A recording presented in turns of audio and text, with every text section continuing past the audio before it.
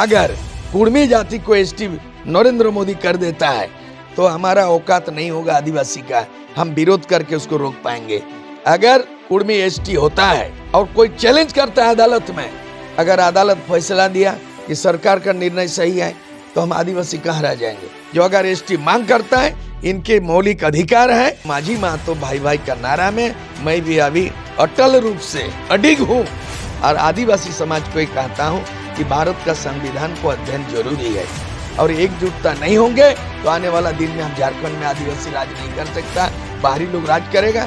आपसे सवाल ये है कि जिस कुर्मी समाज को सपोर्ट करने से वजह से आपका पुतला दहन हुआ, आपके समाज के आदिवासी समाज के लोग नाराज हो गए, कई जगह इसका विरोध हुआ, जिस जयराम महतो के साथ आपको मंच शेयर करने के लिए, क्या उस मांग को आज भी आप सपोर्ट करते हैं जो कुर्मी समाज ने एसटी की मांग की है, या अभी कुछ स्टैंड आपका बदला है? मेरी राजनीतिक दृष्टिकोण सेकुलर का है, पंथ निरपेक्ष।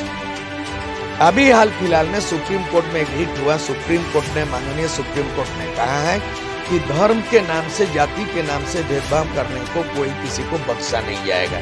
मतलब भारत धर्मनिरपेक्ष राष्ट्र है, तो अगर भारत धर्मनिरपेक्ष राष्ट्र है, संविधान है, तो संविधान को मानता हूँ, जानता हूँ। झारखंड भी सेकुलर है। यहाँ आदिवासी मूलवासी की एकता के बिना, मैत्रीता बिना यहाँ राजनीति अधूरा है। और झारखंड अलग राज्य का जो कामयाबी मिली है, जो इसका मूर्त रूप प्रदान हुआ है, ये केवल आदिवासी की लड़ाई से नहीं, मूलवासी का योगदान रहा है। इसलिए माझी महतो भाई भाई का नारा में मैं भी अभी अटल रूप से अडिग हूँ। कुर्मी समाज का विरोध नहीं और आदिवासी समाज को कहता हूँ कि भारत का संविधान को अध्ययन जरूरी है। आदिवासियों का आज मांग है सारना धर्म कोड, ये आदिवासी धर्म कोड। आदिवासी की लड़ाई है फॉरेस्ट कानून 2006 को लागू करना है। आदिवासियों को लड़ाई करना है अभी भारत का संविधान के अनुच्छेद 25 के तहत आदिवासी धर्म कोड, सारना धर्म। ये लड़ाई कहाँ है? नहीं है। भाषा का लड़ाई नहीं है, पेशा कानून बन चुका है। हमारे गाँव में हमारे राज आबुआ दिसुम आबूराज बिरसा मुंडा को आदर्श मानते हैं, तो बिरसा मुंडा को आदिवासी का आदर्श नहीं, बिरसा मुंडा को राष्ट्र सरकार के ने 15 नवंबर को राष्ट्रीय गौरव दिवस पालन किया। हमें भी गौरव होना चाहिए कि बिरसा मुंडा के नाम से हमें गर्व होना चाहिए कि द्रौपदी मुर्मू आदिवासी एक महिला को राष्ट्रपति बनाना, बिरसा मुंडा को राष्ट्रीय स्तर में गौरव सम्मान पाना, ऐसे ही गौरव होना चाहिए। आदिवासी मूलवासी में एकता को कायम रखना चाहिए। अगर कोई कुर्मी एसटी का आंदोलन करता है, हम देगा नहीं देगा सरकार जानेगा। आदिवासी को विरोध करने पर, समर्थन करने पर कोई लेना देना नहीं होता।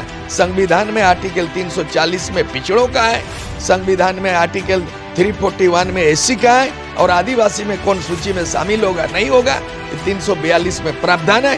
किसी आदिवासी को विरोध करके ये भाईचारा को, सामाजिक समरसता को बिगड़ने से झारखंड का समीकरण बिगड़ जाएगा और हमारे आदिवासी एकता की ताकत होगा।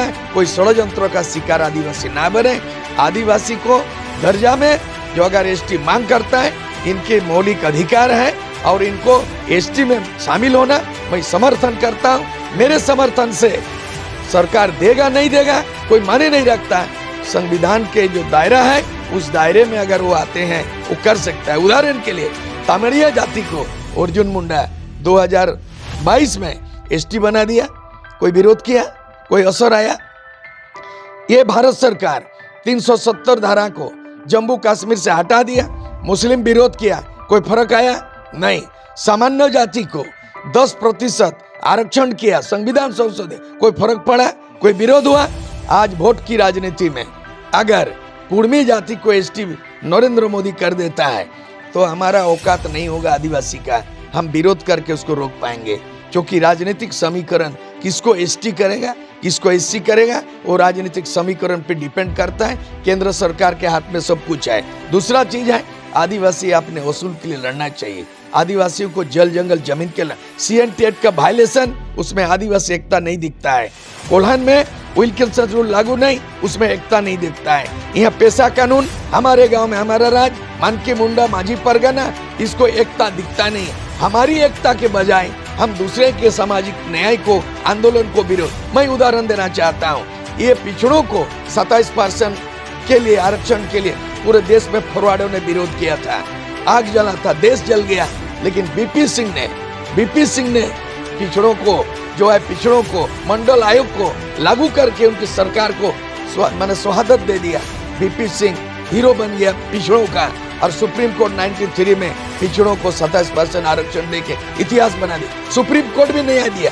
कहने का मतलब अगर उर्मी एसटी होता है और बनाता है और कोई चैलेंज करता है अदालत में, अगर अदालत फैसला दिया कि सरकार का निर्णय सही है तो हम आदिवासी कहाँ रह जाएंगे। इसीलिए आदिवासी को अपने मुद्दे पे एकजुट होकर लड़ाई करना चाहिए, ना कि ये भाईचारा का बेईमानी नहीं करना। हिंदू मुस्लिम जैसे भाजपा लड़ाती है, सांप्रदायिक को लड़ाती है, हिंदू मुसलमान को लड़ा के बीजेपी राजनीति करते हैं, ऐसा आदिवासी मूलवासी लड़ाने का काम का यह षड्यंत्रों का शिकार आदिवासी नहीं बने। यहाँ भी कोई लग रहा है कि लड़ा बिल्कुल लड़ा रहा है।